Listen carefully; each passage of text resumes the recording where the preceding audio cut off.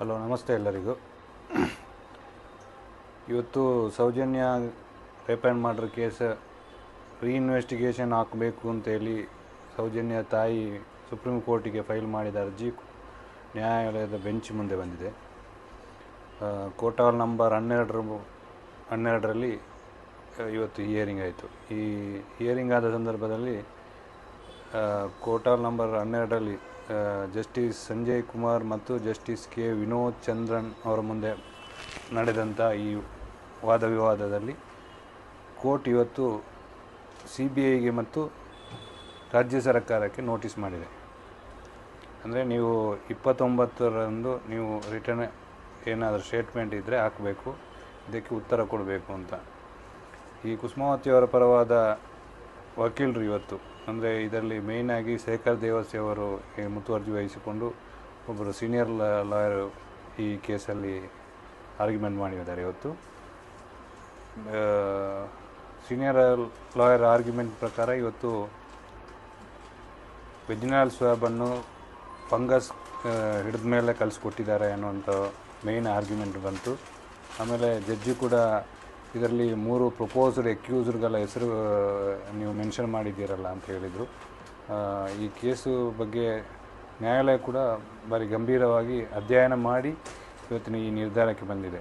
ಸಾಮಾನ್ಯವಾಗಿ ನೋಟಿಸ್ ಮಾಡೋದಿಲ್ಲ ಇಂಥ ರೀಇನ್ವೆಸ್ಟಿಗೇಷನ್ ಅಂತ ಹೇಳಿದಾಗ ಅದರ ಬಗ್ಗೆ ಸ್ವಲ್ಪ ಅಧ್ಯಯನ ಮಾಡಿ ಅದು ಸತ್ಯಾಸತ್ಯತೆ ಇದ್ದರೆ ಮಾತ್ರ ರೀಇನ್ವೆಸ್ಟಿಗೇಷನ್ ಎಂಬುದರಲ್ಲಿ ನೋಟಿಸು ಕೂಡ ಆರ್ಡರ್ ಆಗುವಂಥದ್ದು. ನಮಗೊಂದು ಇವತ್ತಿನ ದಿನ ಒಂದು ಹೋರಾಟಕ್ಕೆ ಒಂದು ಲೆವೆಲಿಗೆ ನಮಗೆ ಜಯ ಸಿಕ್ಕಿದೆ ಅಂತ ಅನ್ಬೋದು.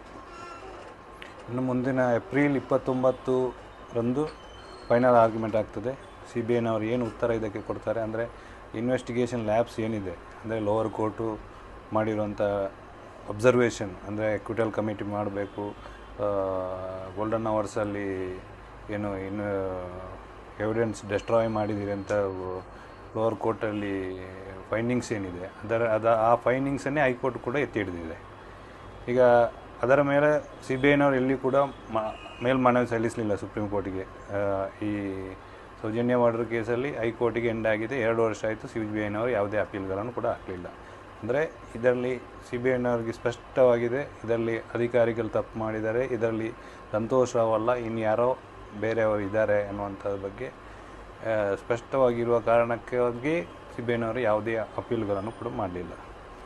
ಮೋರೋವರು ಇದರ ಎಕ್ವಿಟಲ್ ಕಮಿಟಿ ಬಗ್ಗೆ ಇವತ್ತಿನವರೆಗೂ ಕೂಡ ರಾಜ್ಯ ಸರ್ಕಾರವಾಗಲಿ CBIನವರಾಗಲಿ ಯಾವುದೇ ಏನು ಕ್ರಮ ಕೈಗೊಂಡಿಲ್ಲ. ಹೈಕೋರ್ಟಲ್ಲಿ ರಿಟ್ ಪಿಟಿಷನಲ್ಲಿ ಹಾಕಿದ್ದೇವೆ.